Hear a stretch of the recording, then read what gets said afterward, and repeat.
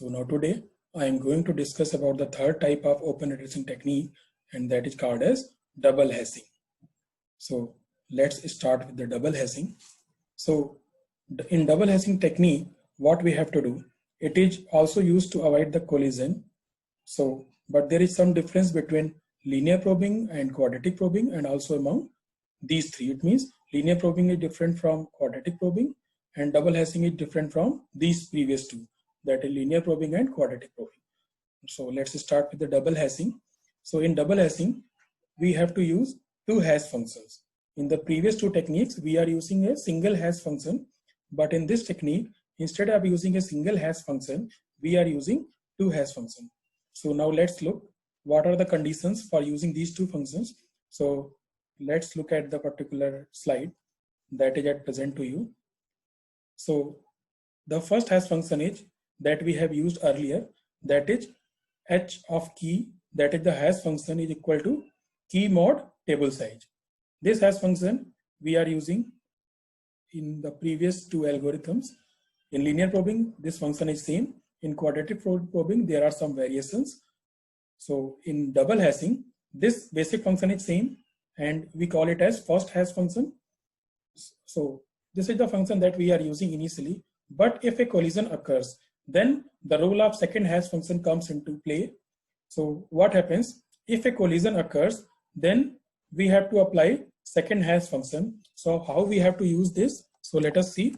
So the second hash function is denoted by h2. So it is given by h2 key equal to capital M minus key modulo M. So what is M here? Here M is a prime number whose value is less than the table size. Table size is initially given, so you have to select a prime number that is lesser than the table size. So by this way, we have introduced the second hash function called as h2 key. So after using these two functions, so now we have calculated h1 key. So if a collision occurs, then we have to calculate h2 key.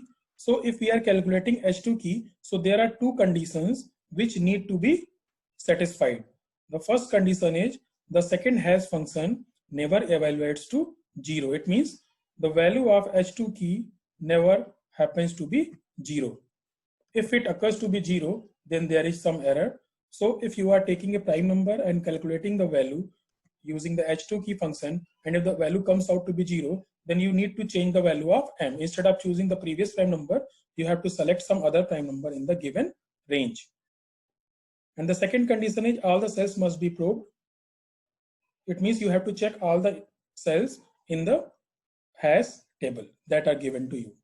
So this is the basic of double hashing. In double hashing, we are using the two hash key. The first one is h1 key.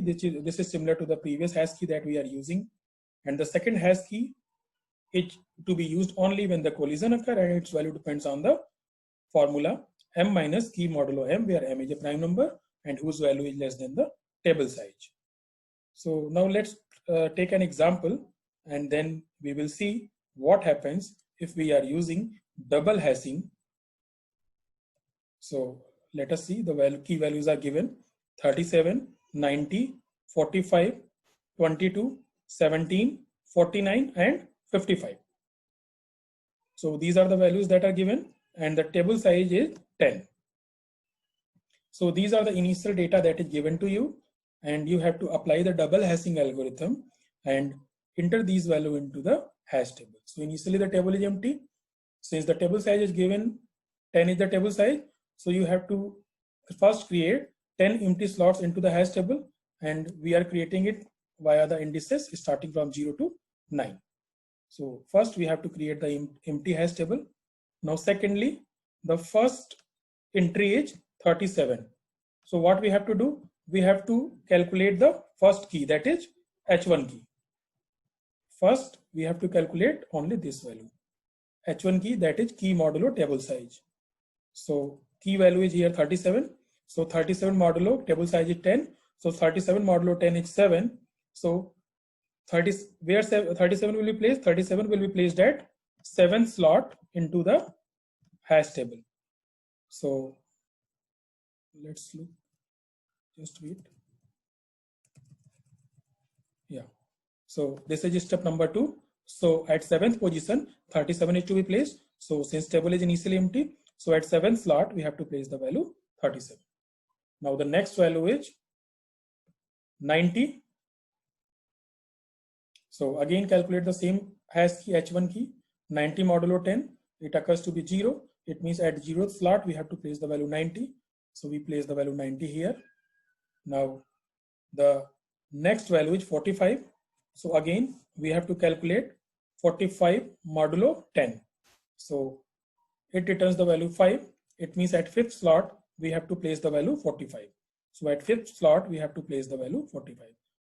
So in these three initial values, we are only using the hash key H1 key because there are no collision occurs. If a collision occurs, then only we have to calculate the H2 key value. So let's look at the other value. So the next value is 22. So again, we have to calculate H1 key. So H1 key is 22 modulo 10. It returns the value 2. It means at the second slot, we have to place the value 22. So till now, we have inserting these 4 values, 37, 45, 90, and 22. So now let's look at the other value. The next value is 17. So again, initially we are calculating the H1 key. So H1 key is 17 modulo 10. That returns the value 7. So it means at 7th slot, we have to place this value, that is 17. So let's look at the table. So as we see into the table that at 7th place, there is no empty slot. That slot is already occupied. It means if we are placing 17 at this place, then a collision will occur. So what happens if a collision will occur in case of double hashing? In case of double hashing, if a collision will occur, then we have to calculate the second hash value, and the second hash value is H2 key that I have explained to you earlier. H2 key means this value. H2 key is m minus key modulo m. What is m? M is basically the prime number that is lesser than the table size. Here the table size is 10. So we have to select the prime number lesser than 10. So let us take the number 7. 7 is a prime number and its value is less than 10. So the value is satisfied.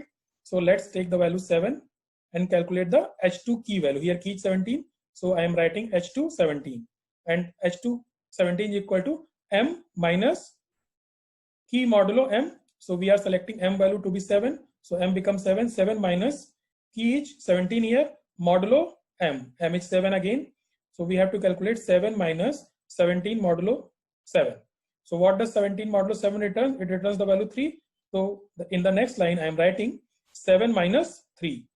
So what will it return? It returns the value 4. So what does it mean? It means we have to insert the value 17 at the 4th position below the 7th position. Why? Because initially we are calculating that at the 7th slot, we have to insert the value 17. But since the 7th slot is not occupied, sorry, the 7th slot is occupied. So you have to calculate the next position. So we are calculating the hash key H217. So it will return the value 4. It means we have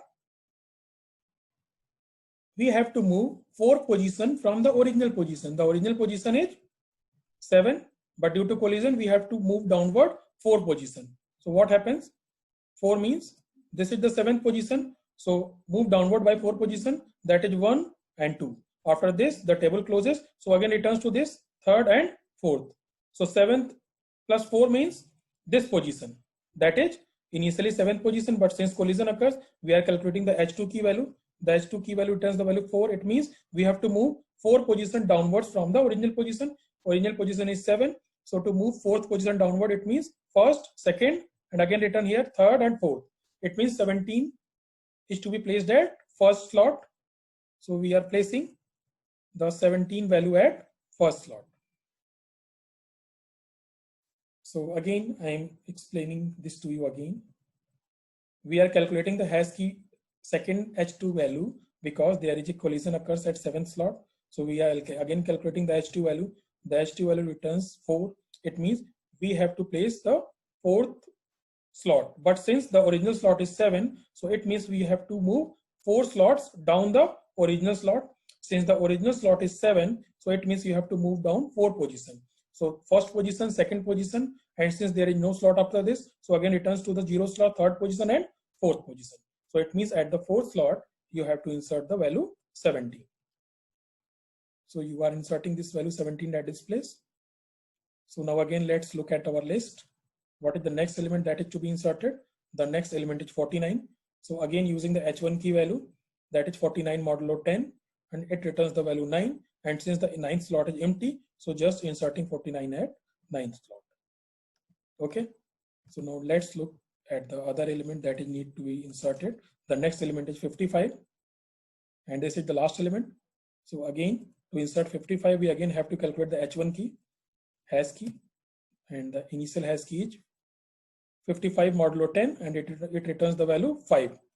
But look at the step number 7, fifth slot is already full. So if we are inserting this value at the fifth slot, then a collision will occur. So if a collision will occur, then what we have to do?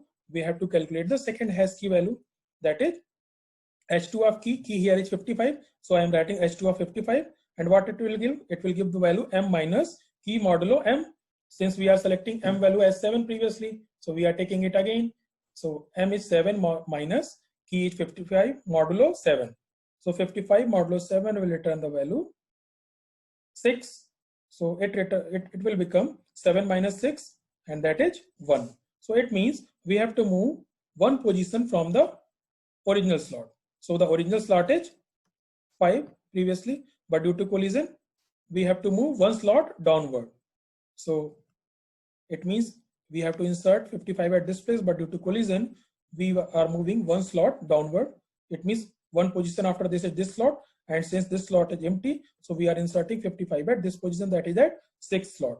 So in the next step, that is step number 9, I am placing the value 55 at this place, and since this is the last value, so we are closing our table at this place, and all the values are inserted in this empty hash table. So this is the concept of double hashing, and I think the steps are clear.